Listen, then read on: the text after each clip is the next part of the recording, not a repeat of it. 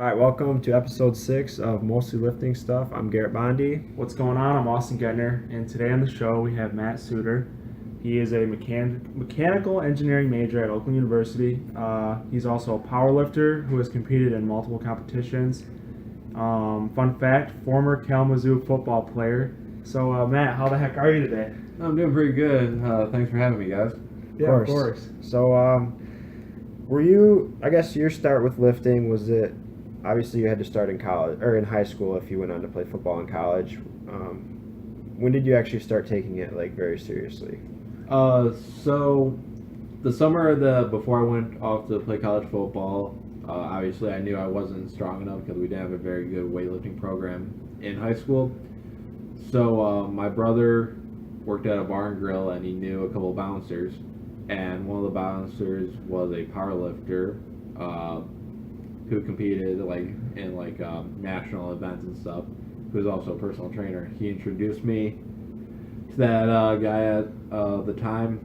Started training with him over the summer, and then really liked it. I saw great improvements that summer, and I just kept going back. And then I just that's really when I started taking lifting seriously. But as just the years went on, I got more and more into lifting, and just kept doing it. And then after football ended in college, that's when I really started lifting for powerlifting specifically. Yeah, I think that's a pretty natural thing. A lot of people who play football, you kind of grow up in high school or whatever, you're doing those type of lifts, and then because that's football coaches yep, this is what we're gonna do. This is all we're gonna do. So Okay. I think that kind of molds you a little bit down that path. Was it a specific set of things you're saying? Yeah, usually it's you got a handful of exercises that they're all right, this is. Yeah, it's for at least for high school football, the coaches, they know some of the basics about lifting, but they know football mostly. So they know the major three, about the bench, squat, and deadlift and stuff. Gotcha. But with a big team that has for our team, we had over 40 guys between varsity and JV, and all of them have to use the weight room. Not everyone can be on those, so you have the small accessory works cable machines and stuff. And again, they know some of the basics of how to what to do there, but they don't know a great deal about it, and also how to actually improve strength or balance. They just know what kind of what everyone knows, and that's not usually good enough. You want to make serious improvements in the weight room. Okay. So when you were in college, you said you got a little bit better and more into weightlifting. Was it all about getting super strong in the off season, and then during the season it was just being as athletic as possible, a maintenance kind of? Yeah, kind of. Again, it depended because of my trainer. That's what he knew, so that's what we worked on. And I knew when I got to college football, I was really deficient in the strength area, so I wanted to focus on that more. Okay. But we worked on that, but we also did a lot of hypertrophy work to get just build muscle mass in general, not just strength. And then also a lot of cardio and stuff, because I didn't want to sacrifice that for just getting strong, because playing defense in football, you have to run a lot, and I didn't want to be behind anyone else in that regards too.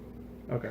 So what do you think of the strength training and the program and stuff that they had you doing? How was it a good program? Because I feel there's quite a range for how college sports training is.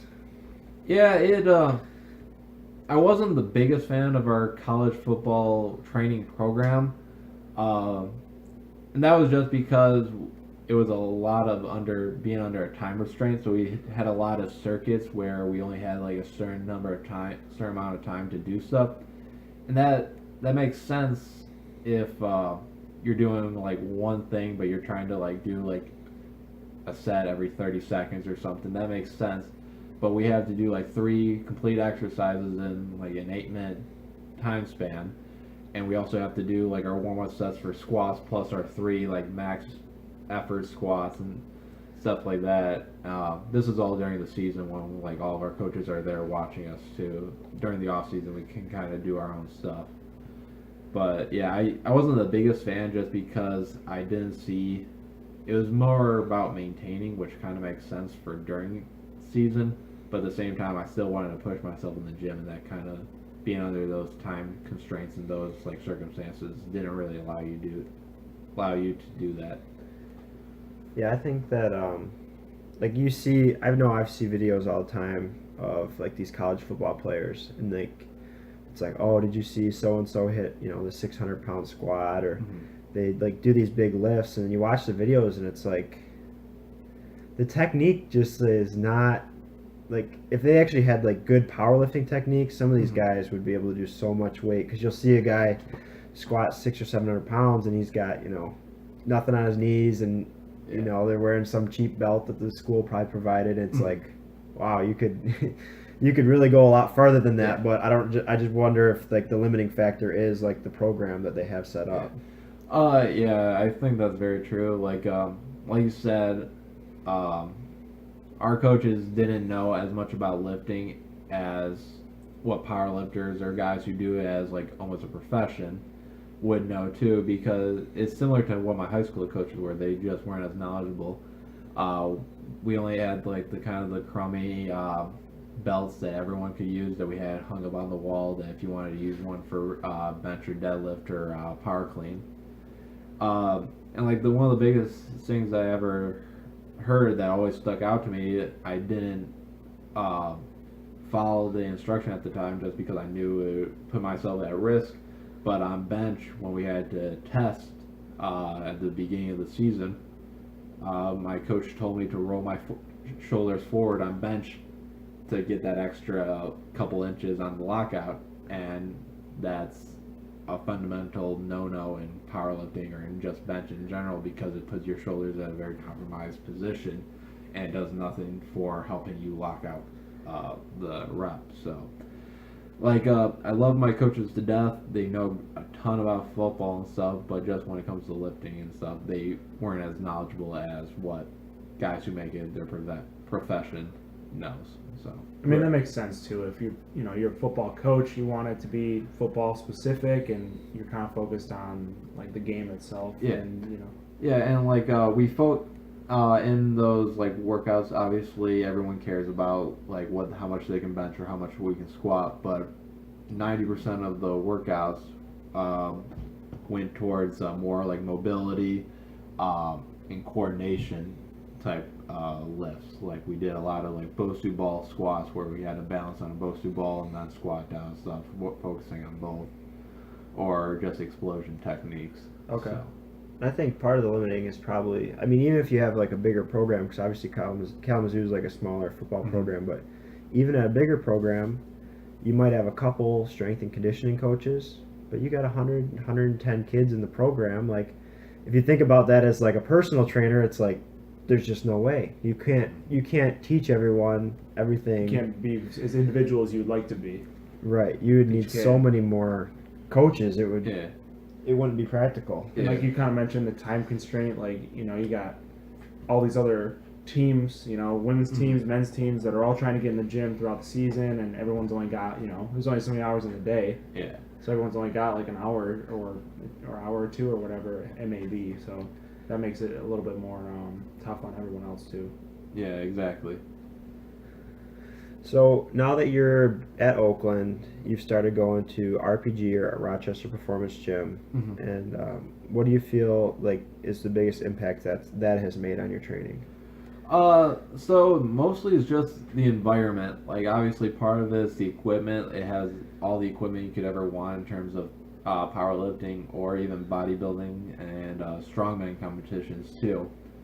But yeah, just the environment. Everyone there is incredibly friendly. Like you can go up to anyone, ask them for help and spotting and stuff. But everyone's also there on a mission to improve themselves. Like you can see people at like other gyms that you almost can tell that they're there just to be there, to like they're happy, content, be on the treadmill, do their half hour walking or running and stuff, and then leaving and say, "Oh, I went to the gym."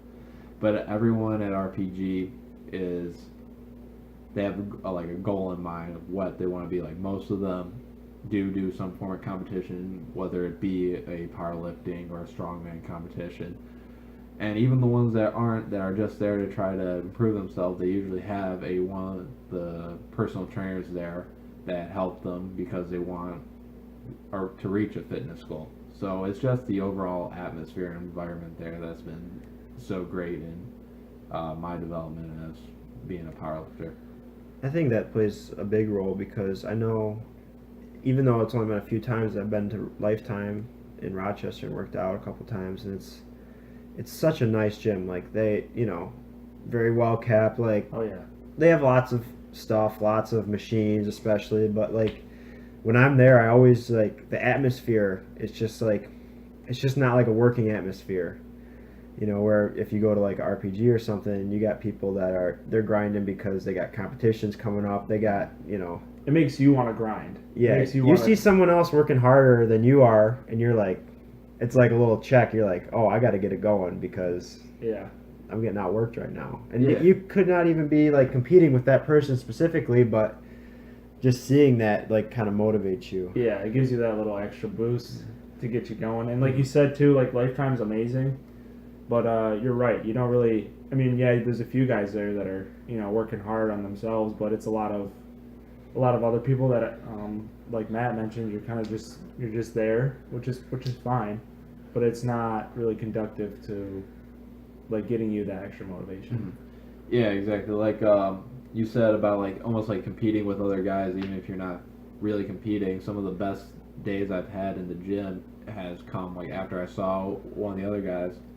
Like case in point, a guy at the RPG named Ben. He's in his mid-30s, but he pulled 700 pounds on deadlift for it was like 6 reps. The same day that I did deadlift, and that was the day I hit my all-time PR in deadlift. I wasn't supposed to try to max out that day, but he was like, okay, I just screw it. I'm going to go as hard as I can go, and ended up pulling 605, which for me is pretty good, and hopefully I can continue to improve on that. But like that just overall atmosphere, just like, okay, screw it. I'm just going to go as hard as possible today. Yeah, I think I know at Oakland there is kind of that like wellness center atmosphere that they're kind of trying to create. It's more well-rounded, and you gotta understand. It's not. I get yeah, it. It's not meant for that. There are a fair amount of people I'll see there that are working hard, and it's not like, I don't think it's quite as bad as like a Lifetime where it comes to like people and they're like kind of just. There's people that are just like hoping for progress, and then you got people that are forcing progress to happen because they're going to improve or their body's going to fall apart because they're trying to. You know what I mean? Yeah. Yeah, like the rec center, I think is different just because it caters to a different demographic because it's free to Oakland students, so you're going to get people who are serious about like powerlifting and stuff. And then you also have people who would be going to like a Planet Fitness or just kind of going there to go there. So that's why it is more of it's a better well-rounded gym than some of the others mentioned, but yeah, it still has to be clean and be maintained like some of the more chain gyms. So it makes sense both ways. Yeah, and I mean people have different goals, so it's not like there's a wrong way to do it, but RPG's goal is just getting. Yeah, and if you're looking for that mindset where it's like, all right, like I need to work my ass off, then that plays find a little bit of specific effect. place to do that. Mm-hmm. Yeah. Yeah, like I'll never like say that someone going to the gym is wrong or anything like that because you don't know what their circumstances are. I'll never like make fun of or be upset at someone working out trying to improve themselves. But at the same time, for me personally, I need that atmosphere of everyone's going hard, everyone's on maybe not the same mission, but a similar mission to get stronger, to get as strong as they possibly can. So Right. I mean, And there's so many like ways that people do start. I was just watching something this morning about Larry Wheels and how he grew up, and he said he literally started off with like push-ups, pull-ups, and he had a broomstick and cinder blocks. That was his weights. Like now That's crazy. now this guy, you see him in videos. I think I saw one the other day. He pulled 855 for 3, and he squatted 900 pounds. It's like, and this guy, this is where he started. It's like it doesn't, like you get out what you put in, obviously, and some, that situation does help, and obviously he's able to lift places now where it's like that kind of atmosphere where true. And he just had his first national bodybuilding competition either earlier today or yesterday or something. So yeah, it I don't want to give off that impression that you can't make serious gains at a Planet Fitness or at a Lifetime or something like that, because it, like you said, it doesn't matter if you're got that mindset and that dedication, then you can work out in your basement with, like you said, a broomstick and some cinder blocks, and you'll still make incredible gains. But it also does help significantly when you are in a place or in a gym or an atmosphere overall that is on a similar mission than you. And I think we could all speak to between like just playing sports and like the exposure on social media of seeing stuff like, you see a video, like sometimes you see like a motivational thing, and you could feel like like, oh, I want to like I want to. That's go what I get want after to do. it. I want to do what I want to like. Right, What your and goal so is. Yep. that's the same way with seeing somebody at the gym. Like you have like this external motivation that you can't really control, but it helps. I almost wish Oakland. I almost wish they would take like that annex in the back. Just take all like that. They got like some new stuff back there. It's kind of weird. Just take that out and then put like all the benches, the platforms, and like the squat racks back there, and let there be chalk, and just I think that would be So like the big best. boys gonna Yeah, play? Okay. let people drop weights back there, so then you could do like have your Olympic lifters, your power lifters. You could have, and then it would just be kind of this like zone where Yeah. it was just Even like if they that put type in of that thing. with that room, well, I guess that's where all the cycling goes. Yeah. In that back room behind that barn door. Well, you thing. could just shut those doors. You just block that off and. Yeah, I wish they could do something like that. I've heard rumors. I haven't ever like tried to check it out, that there is like kind of like a powerlifting place at Oakland too. Well, like, that's the. But like I think it was mostly for like just the teams, and like only like the Oakland, like the basketball team or the baseball team or them in general can use them. It's not for the general like students. So. Yeah, that's the athletics weight room. I haven't been in there. I know you have, but I know it's like bands and like they have chains and stuff like that too, don't they? Yeah, they have more stuff that's geared towards like away from cardio and away. If you like want to talk about like getting strength, like that's where you would go. They have like 6 or 7 benches and squat racks, and they have like a few different machines that the rec doesn't offer. So, but that, like you said, it's only available to athletes. Okay. And I think they have like the dynamic resistance too. Like I think they have like, where you can set up bands and like chains or whatever. Yeah, they got chains too. Which is nice. Too bad it's not. I mean, I'm sure it sits there like it's probably like empty like what 80% of the time. I don't know. If I had to guess, because I mean, it like might be. You even see like people from like the different teams in the regular weight room.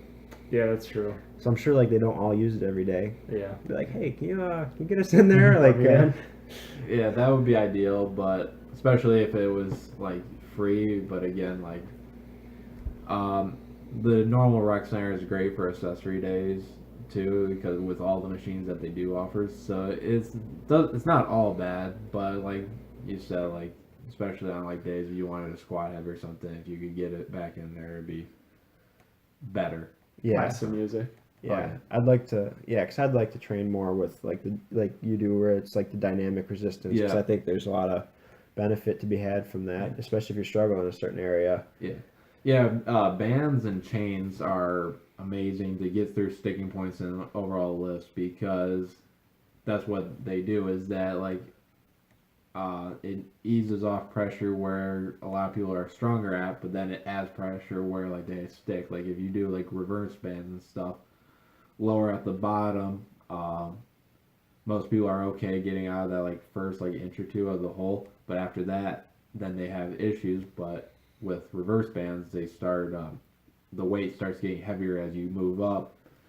So it's adding resistance to that, so it forces you to try like put in more effort or more work to get through that sticking point, so that when you go back to the free weights,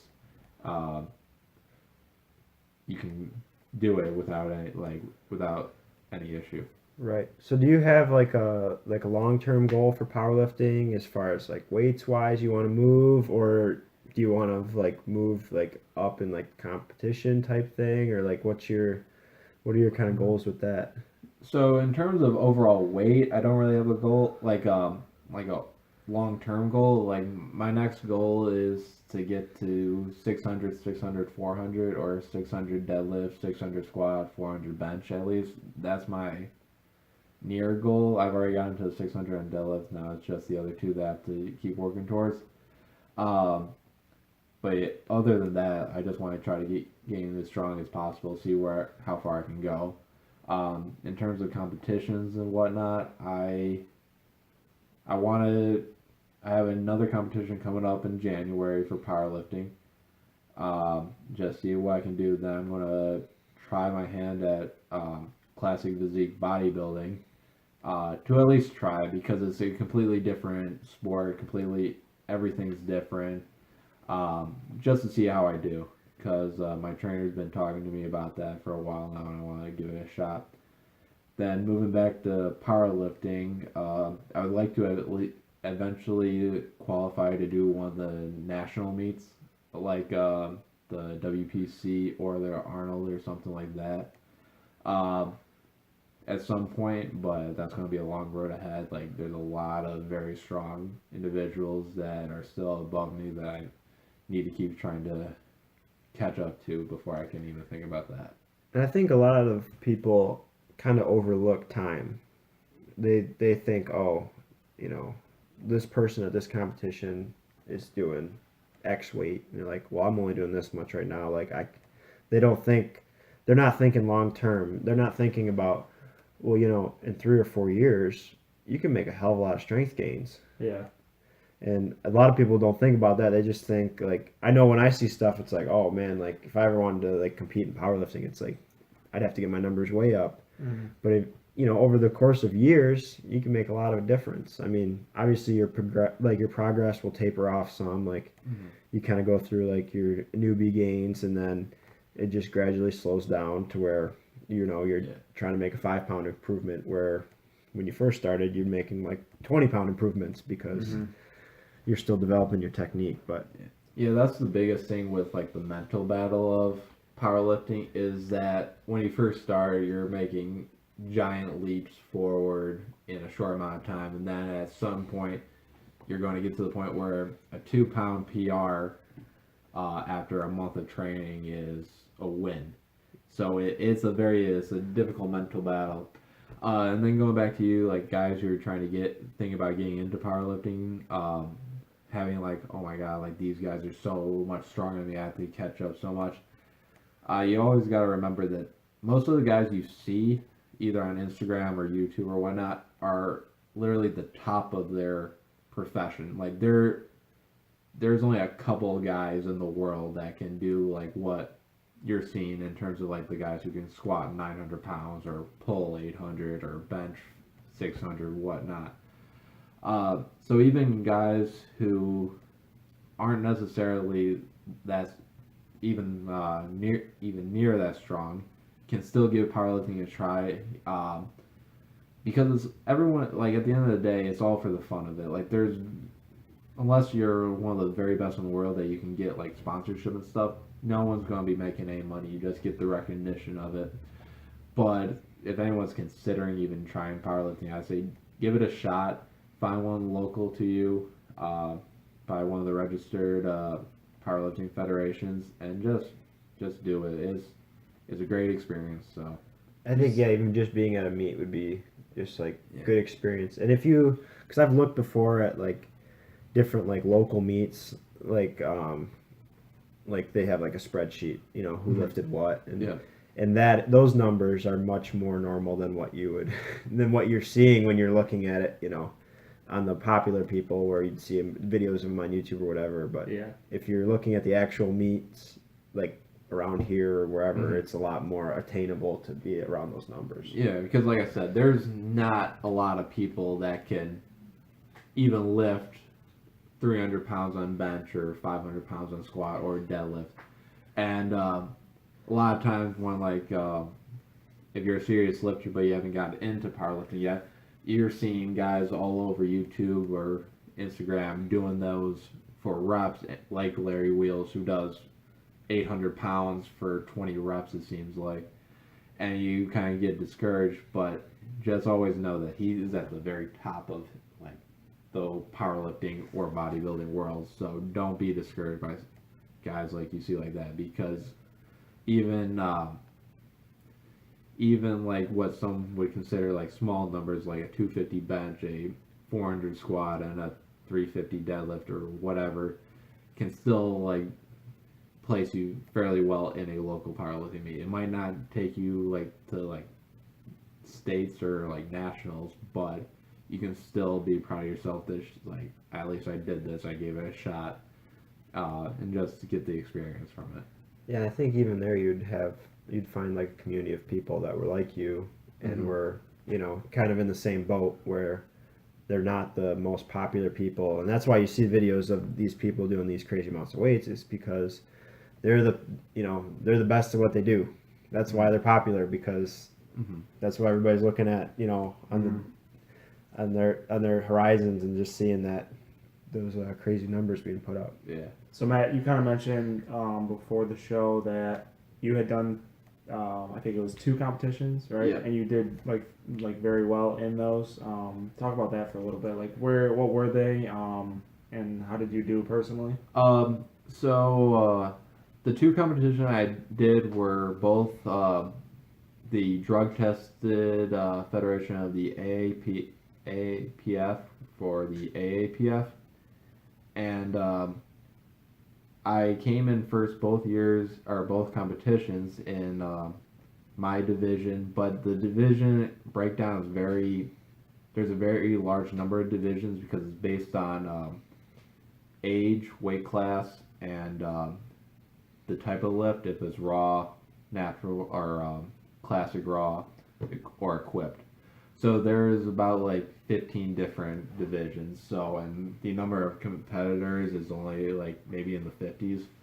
So I was like one of only 3 people that was in my division. So coming in first might sound good off the top, but it's not the biggest of accomplishments. But both competitions I did very well on a personal note, because both at the one I competed at last year, both competitions I had PRs in squat and deadlift. Bench has always been a struggle for me, so I didn't hit PRs there, especially with the rules for actual powerlifting meets on bench. You just can never hit as much in the meet as you can like in training. So, but yeah, I hit PRs during both of those meets, so I would say it was a personal success, and I came in first, but the first place doesn't mean a whole lot. Okay. What makes the powerlifting bench at a meet like different? So a powerlifting bench at the meet, like most people in bench while training, they'll do touch and go, or they might throw in a pause bench for a kind of accessory work. But at a powerlifting meet, you have to pause bench. You have to let the bar come to a complete stop, and then wait for a press command before you can press it. So it's just keeping your muscles under longer time under tension. You can't use those fast twitch muscle fibers to help you with like the explosion at the bottom, or get any like momentum at the bottom. Okay. And then you can't heave at the bottom too, even after the press command, because if it goes down any farther, then you'll get the red light or disqualified. Okay. So is it a set amount of time that you have to pause at the bottom, or does it depend on who's giving the press command? It depends on who's giving the press command, because they're waiting for the bar to come to a complete stop before they're giving, like, because some guys, they'll set it down, but they'll keep sinking farther and farther, and if you keep sinking, then you won't get that press command. So you want to try to stay as tight as possible, stay up without letting your tension go. So you're pretty tense like the whole time. Yeah, you gotta Okay. stay tense the entire time, because if you get loose, that's when They won't let it. They won't do the command, and it'll keep falling. yeah, Okay. exactly. Until you're flat.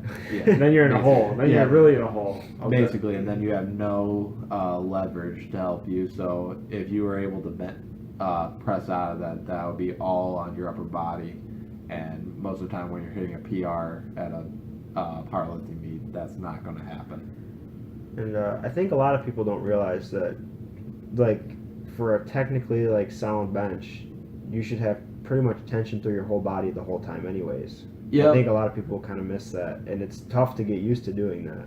Yeah, it's I still have issues with it myself, but yeah, a fundamentally correct bench press is a complete body workout, and not a lot of people think about it because they see you lying on a bench and like, oh, how much can you actually be gaining through your legs? But the entire bench starts with you driving through your feet. You want, like, the entire time you want to keep tension, and as soon as you hear that press command, or if you're in training, as soon as that bar touches your chest, you want to explode like you're trying to jump out of your shoes, and to get the bar up. So, Yeah, I feel like that's like kind of like controversial people, because they're like, oh, you know, like, why has this guy got this arch going on? Like, I don't understand that. Like, but that's all part of, because you get, why when you, like, people are doing that, they got all the tension in their legs, they got tension in their core, and then they're keeping the tension on their chest, because you're kind of supposed to pull the bar down, aren't you? Like a little bit. Like that's kind of one of the cues. Yeah, one of the is I wouldn't say a trick, but one of the, like, the things that helps with bench is to almost like try to imagine bending the bar down and away from you, because that keeps your shoulders tucked in tight, and then pulling it down. You obviously don't actually want to pull it down because that's going to keep cause you to lose tension, but you want, it should be almost like that motion that you're like trying to Like you're trying to like for. break a stick or Yeah, whatever. Yeah, exactly. That but you want to like try to imitate that.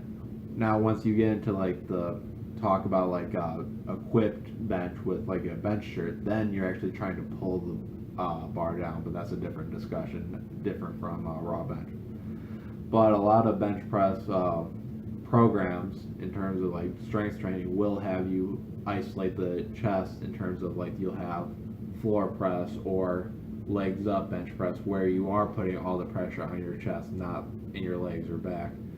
But you'll never be doing a lot of weight with that. It'll usually be 50% of your maximum weight, maybe slightly more, but again, you can do more weight on a bench press because it is a full body thing, not just your chest. And is it ever controversial with like the press command? Because I feel like you could have some people more like stingy than others about that stuff. I mean, is it like a strike zone in baseball where it's supposed to be one way, but it can get interpreted, or is it pretty standard how they do it? I haven't been to a ton of meets, and from the guys that I work out with, I haven't heard a ton about them on press commands that they have an issue with. It usually comes down due to the lockout that people have the more issue with, depending on if, because that's where you usually get your red lights in your attempt. And what I mean by that is that a lot of times, everyone has a different setup on bench. A lot of guys sink their shoulders in really deep, so the bar, like after they unrack it, will travel before they even break their elbow. Will travel a couple inches down. But then when they press up, the referee wants them to actually get the bar up to the height that they originally unracked it at, because that's where you started the lift.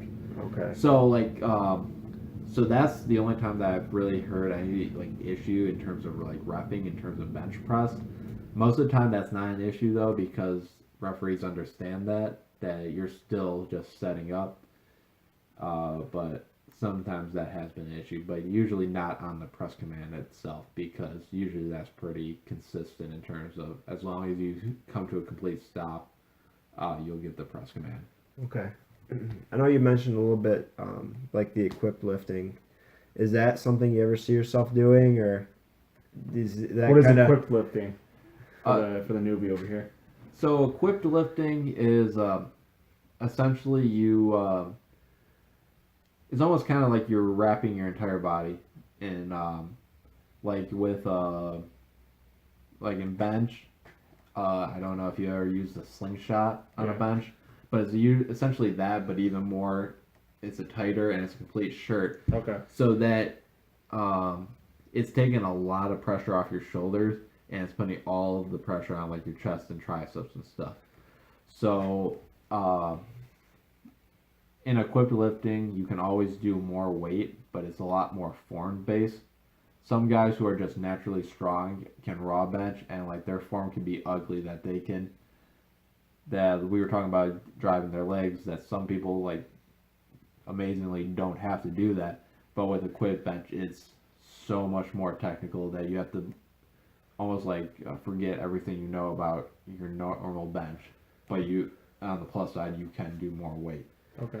Yeah, because I've seen videos of people doing crazy numbers with equipped, and it's like, obviously it's almost like a different sport. Yeah. You can't really draw comparisons between equipped and unequipped lifting, because the equipped, like you said, it's more technical, but you can do more weight. So it has its parts that are more difficult, and parts that are a little bit easier. Like the numbers are going to be bigger, but yeah, like and that's one of the, like, some people like criticize equipped lifters, like, oh, you're not actually lifting that. That's all the shirt that's doing it. But it's so much technical work, and it's such a more demanding sport in terms of like mentally, because you can go a couple months without ever actually touching your chest in a shirt, because you actually need more weight on the bar to bring the, like, force yourself to be able to press. So it's a very demanding aspect of powerlifting that no one thinks about, and you still have to be really strong. It's not anyone can just throw on a shirt, learn the fundamentals of how to do it, and be able to press an unbelievable amount of weight. It takes years of work, and like I heard from my trainer, like the best representation is like you might be able to add 150 to 200 pounds on your bench, and those are at the top of like the like lifting game. Like those are like the best equipped lifters in the world. Someone who's not that far could maybe only put on 100 or something, which is still a lot, but like it's still like you have to be pretty strong. If like you're benching 800 pounds and equipped, you could theoretically lift like 600 pounds on bench raw. Right. And there was actually a kid that we went to high school with. His name was Alex Kovac, and he did powerlifting in high school. Very strong. Yeah, he was. Very strong kid. Not very big either. He was probably 150, 160 pounds back then. And he actually I think he trains at Westside now. Okay. And he does the equipped lifting. And I remember when I first started seeing the videos of him like training, it was like, man, like this doesn't seem right. Like this guy's benching, he's got 400 pounds on the bar, and he's this little guy. And I was like, what the heck? But I think at the end of the day, like the people that get butthurt about seeing the equipped lifting are the people that aren't looking at it. Well, you have to compare them to other equipped lifters in the end. Mm-hmm. You can't draw that parallel. Like a bench is, like you might both be between benching, but you can't compare them. It's different. Yeah. Yeah, like I've mentioned my trainer a couple times. He's an equipped bencher who has a couple of world records. But I've never imagined myself comparing my lift as a raw bencher to his best lift as an equipped bencher. Like if I'd make that comparison, it would be more towards his raw best, which is still a whole lot, but it's nowhere near what his equipped bench is. So I'm not gonna like, oh my god, his best is 800 or it's like 700 and some pounds. I'm never like, oh wow, he can double up my bench as a 40-some-year-old. No, I think of it more as like he can still bench 405 for reps, but that's where I'm like striving to get. So Right. It's kind of apples to oranges. Mhm. You just can't, because if you're trying to compare yourself as a raw lifter to an equipped lifter, like, You're gonna lose every time. So yeah. And the other thing too is I think people get weird sometimes. Like, I squat with knee wraps on because I like squatting heavy, Mhm. and you look at family history, my my mom's whole family, bad knees. Really? It's like, I'm not even gonna play that game. Yeah, you might as Homie, well. homie, don't play that. I don't want Yeah. to go down that road, Yeah. and be 40 years old and be thinking about getting my knees done. Mhm. So it's like, mine's just like, it's for like preventative almost, Yeah. and I still get to lift heavy. So, Mhm. which obviously it helps so too. I mean, Yeah. I'm obviously I'm able to do more weight because you do get a little bit of spring out of the wraps. But Are you saying that you've gotten looks for wearing the wraps? I think people just, especially at a gym where it's not like a powerlifting gym, people don't really like understand it. They're like, why are you doing that? Why don't you just, like, can't you do it without it? Yeah. You know? Yeah, it's again like if you never experienced wraps, you kind of like you can't really understand what it does for you. But yeah, again, wraps aren't gonna magically allow you on or on squat to do something that you could never do it before. The strength is there in terms of wraps, or if you're got knee sleeves or stuff. It's just that it helps protect the knee so that you can fully utilize all of the strength that you have. You may have a little bit of pop at the bottom with knee wraps, but again, that's so minor that it almost shouldn't even be like thought of. You definitely pay the price in comfort. Yeah. Yeah, exactly. It's not Give you a nice little pinch there. it's they just, like, the back of your knees are basically like, they're like almost like raw after using them because Yeah. of the rubbing, and how if you're gonna get a benefit out of them, they gotta be tight. Yeah. Yeah. I know. I see you putting them on, and you're choking your legs there. Yeah. I've only used wraps a couple times, and I've only used a very tight wrap once for when I was trying to do one PR, and I almost couldn't breathe how tight they were. Like I had to, like, kind of like try to think about anything else, but besides that, because it's almost like your skin is getting torn off. Yeah. And that's how tight it is, and that's how tight it needs to be, or else it's going to serve no purpose, and it could even like further your chance of getting injured, especially if you're putting on heavy weight, because it could like almost like lock up at the bottom. Okay. Yeah, because I've kind of tried different ways of doing them too, and there's sometimes I'll have it on, and usually like 405 is like my threshold where I'll start putting the wraps on for a set, and usually that gives me, because it usually gives me enough sets as I'm warming up, and like that I can be fully, like, my knees are warmed up and like everything, and then I can start getting into using the wraps and get used to how the weight feels with the wraps for my like heavier sets. But yeah, like it's not comfortable. And if I ever like were to do like a serious like actual powerlifting meet or something like that, you pretty much have to have somebody else wrap them for you. Oh yeah, that like you can do your own wraps. Like I've done my own wraps, but on the scale of 1 to 10 in terms of like how they should be, it's about only like a 3 maybe. Where if you're going for like a powerlifting meet where you're trying to PR or get as close as possible to a PR, you want that 9 to 10, and if that's the case, you need someone else to wrap it for you just so you have that extra pair of hands to get it as tight as possible. Yeah, because like there's like a lot of cues, and that's like where I struggle with too. Like just to put on the wraps, there's a lot of cues because like you're supposed to have your leg extended. You're supposed to like bring your toes back towards you and like keep your quad tight while you're doing it. And it's so hard to be doing all that and at the same time applying as much effort as you can with your arms to cinch it down that it's just hard to put that all into one and make it right. That makes sense. Yeah, when I was being taught how to wrap, I wasn't given like all those cues, but I was told like, oh, keep your legs straight, but at the same time always wrap outward and like stuff like that, and just trying to keep my legs straight while trying to wrap as tightly as possible without letting it slip too. That's the big thing with me, is that you almost need 2 hands to fully tighten the one of the wraps, but at the same time you need something else to hold down the end of the wrap so that it doesn't come all apart, or else it's pointless. So Yeah, and even like winding the wraps, like you think, oh, you get done and you just roll them up. You're supposed to, like when you roll them up, you're really supposed to pull all the slack out while you're rolling it, so that when you're pulling it tight as you're putting them on, you can have them even tighter. mm-hmm. Oh, really? Yeah. Okay. And the quality of the wrap comes into play too, because not all wraps are made the same. Some are a lot like firmer, I guess, than others, and have less give, and some Some like, are a lot longer in and of themselves. Like the ones I was using was a 3 meter wrap. So that, if you think about it, that's over 9 feet.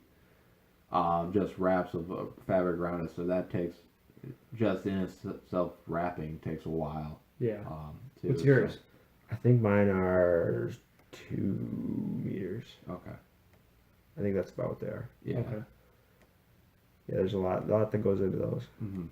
And that's all like comes down to like user preference too, when you're making a decision on User preference. what you want to use. Yeah, user preference and the style lifter you are in terms of squatting. Like like the wider you go in terms of like your base or how your feet go also plays a big role in it. Like if you're like you put your feet out really wide, you usually want to have a little bit thicker or a longer wrap, just because it helps protect the knee from buckling in, because your knees are in a very compromised position at that point. It's putting all the tension on your hamstrings, which some people are better at. But like if your knee buckles in whatsoever, Not good.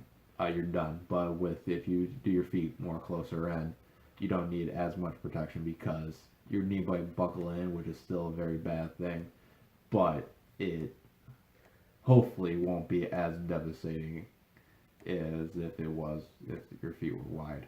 Okay. So how does that work with like your competitions then? Say you, because I mean obviously, wrap knees versus not wrap knees, like there is a difference. Mm-hmm. Like how does that work with the competitions? Was there like was it distinguished from like each other? Yeah, there are like subcategories in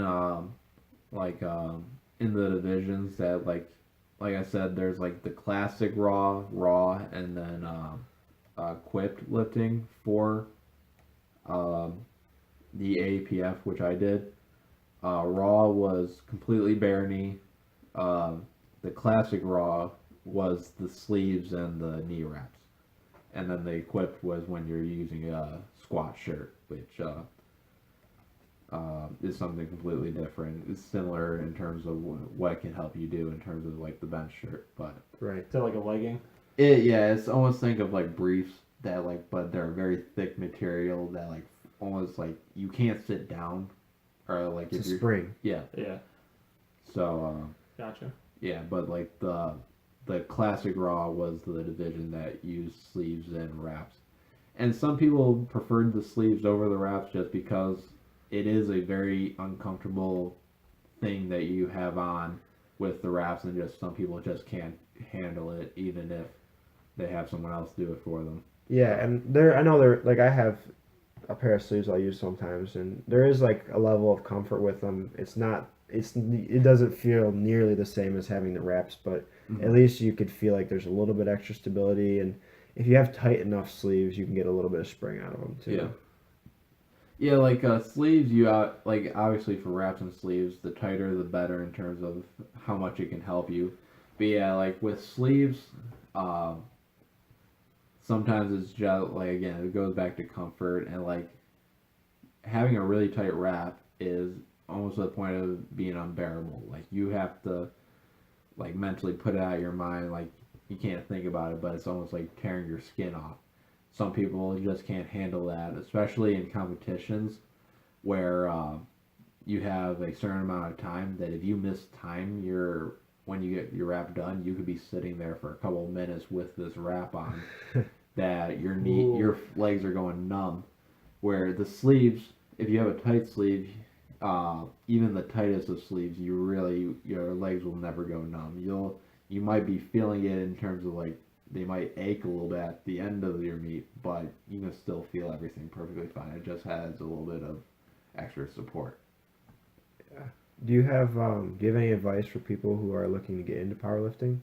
Uh, like there's like so much stuff that I could suggest in terms of like but most of just find a place that you're comfortable in terms of that offers that you can do ever like both bench, squat, and deadlift is the most the number one thing. Like they're like Planet Fitness, like they don't have any of the bench presses or anything like that, so obviously something like that you probably can't do. But just find a place that you are comfortable, and then pick people's brains. It's uh, I've I've never had an experience in powerlifting where I couldn't go up to someone and ask them for advice, and they're like, "No, I can't tell you that. I'm trying to compete." Because everyone's very sociable, very friendly, and they want you to do well because they want this sport to expand in themselves, and that starts with new people coming in, getting interested in powerlifting. So pick people's brains. Don't be afraid to ask questions.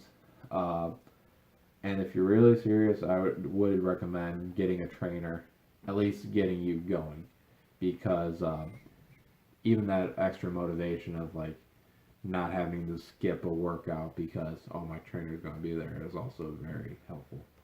Yeah, and I think too, no matter how good you feel your technique is, do research. There's always more to consider. Improvements to be made, things like that. Yeah. Yeah, probably like 6 or 8 months ago, I was not liking the way my lifts were moving, and I just like did research. I'm watching tutorial videos, I'm reading articles and on different websites, and I didn't really know much about like bracing at the time, and I learned a bunch about bracing. You find all these articles about the way you're supposed to breathe and the way you're supposed to control that in order to get the most out of your lifts. Mm-hmm. And that was a lot of information I didn't know. And I thought, oh, I've been lifting for, seriously for like 3 years. Like, I should know most of the stuff, but there's so much more. And like cues, like you could find a set of cues that work really well for you. And you might not have, you might just be a person that goes in the gym and you lay down on the bench and you do your thing, and you're not really thinking about like cues. But if you find something that works, it can really help you improve. Yeah, yeah. That's this isn't my own trainer, but a couple of guys I know at RPG who have clients who they're helping with deadlift specifically.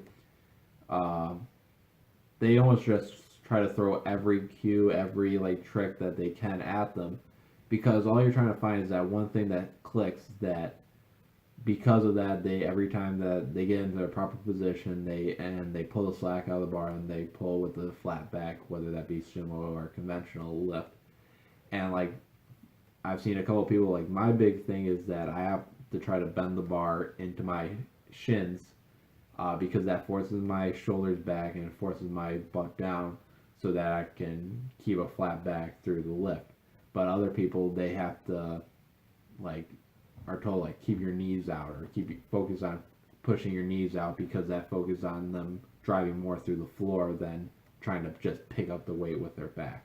Right. So like there's a million different things that like stuff like that where as you get more serious into powerlifting, it'll become more critical. But just getting going with powerlifting, I would still say like try to find just a place you're comfortable with that offers all three of the major lifting where you can do them in a responsible like manner. Right. And I think, yeah, one of the things where obviously like having a coach will help a lot with cues because they have a lot of experience. Yeah. And for me, like not ever having a coach, I just had to be like, you just have to be as honest as you can with yourself about your flaws and what you do wrong, and be willing, and then try to find cues and different steps that you can take in order to fix those. And I think, whether it be taking a video yourself and just checking your form once in a while or doing something like that, you can really find areas. And then, maybe asking somebody, hey, like, what do you think of this? Is there anything you think I should be thinking about maybe? And all that stuff helps so much. Yeah. And nowadays it is a lot easier to like get like tips and stuff from YouTube because you don't even just have to look at articles about stuff. You actually can find videos about like some of the best in the world, like Mark Bell in terms of bench press. Like watch some of his videos if you're interested in bench, because he helps some of the world record holders in terms of like even improving their technique about keeping their shoulders tight together and keep it like driving through their feet without letting your butt come off the bench, or keeping a strong arch. So even the best in the world have trainers and get advice. So like never like obviously some like for money reasons trainers not feasible, but even at that point like just ask people questions in the gym, because again 9 times out of 10 everyone's going to be more than happy to help. Yeah, because a lot of times they've been through the same things. Mm-hmm. They'll learn tips and tricks too along the way, and then they'll pass them along just like it was to them. So Right. I watched a video from, I think it was my sophomore year here, and I was squatting, and it was 405, which was big time back then. big time, yep. And I just watched the video, and I was just like, oh my gosh, like, how could I even have said that how could I even say that counted? It was like, my weight was like so far forward, and like, you know, the first rep, the depth was like okay, and the second rep was like not okay, and it was just like, oh my gosh, it was like, but then I'll see people all the time, and they're having like those same kind of issues, and it's like, I figured this out since then, like, as far as fixing that, like, I'm sure I have a whole slew of other issues I'll need to work through in order to break plateaus, but like that was one I was able to fix, which is obviously a big one for a lot of people. Yeah. Then also another thing is don't be afraid to experiment. Don't get into a rut, because that's how you will plateau. Like for me, I was having so much issues getting past 455 squat a couple of years ago in terms of just being able to do it, no matter how like fresh I was, whatnot, how many hours in the gym I put in, and that was when I did a high bar squat. But that puts different pressure at different points of your body that I wasn't able to get low enough. I moved to low bar squat about a year and a half ago, and since then my squat has skyrocketed. And then the same for bench. My triceps are naturally weaker than my chest, so you want to move your hands out farther on the bar to utilize your strength. But again, you don't want to neglect those areas. But when you're doing your 1 rep max, just know your body and like try to play towards your strength, not your weaknesses.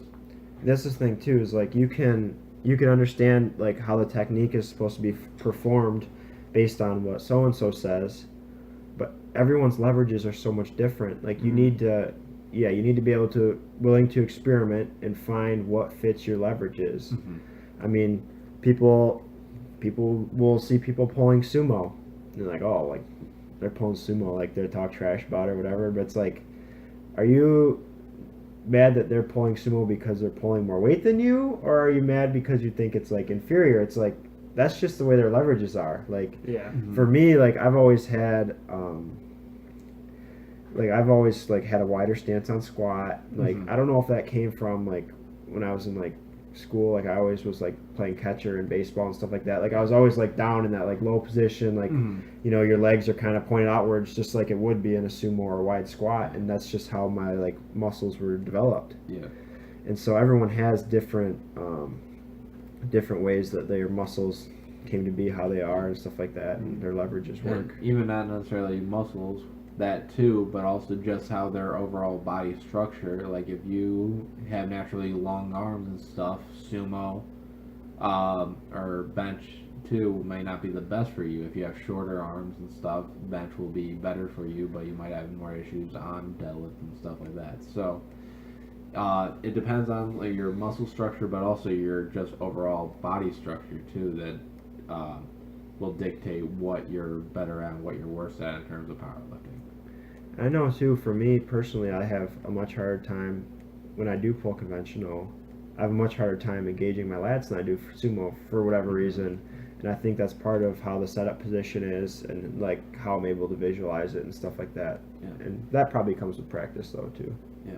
Yeah, it all comes down to practice. You may not be a world class powerlifter, but you could be you get to a very high level in any area of powerlifting with proper technique and just a lot of dedication of just putting a lot of hours in the gym. No matter what, even if you're a smaller person with shorter arms, you can end up being really good at deadlift, or if you have long arms, you could become really good at bench too. May not be like one of the like world record holders, but you can make personal progress. Yeah, and almost no one is that. That's why they're world records. There's only one person in the world that's gotten to that point so far. So yeah, definitely. Well, thank you for coming on. Yep. We appreciate it. Yeah, thanks for having me. Matt, it was nice talking to you. Learn a little bit new information. Learn something new every day. We love it. Yep. Always trying to expand our knowledge. Yep. Exactly. That's what I'm here for. So yeah, we really appreciate it. And Garrett, you want to do a final thing? Thanks for watching. If you're still listening at this point, congrats, you made it to the end. Subscribe, leave us a comment, all that good stuff. If you have any questions, feel free to comment. Yeah. We'll tag Matt on Instagram posts, so you can email him your questions. And he's a talker. He's probably the most talkative guy at the gym. So oh yeah, you'll be able to get me. all sorts of information if you Yeah. if you ask him. So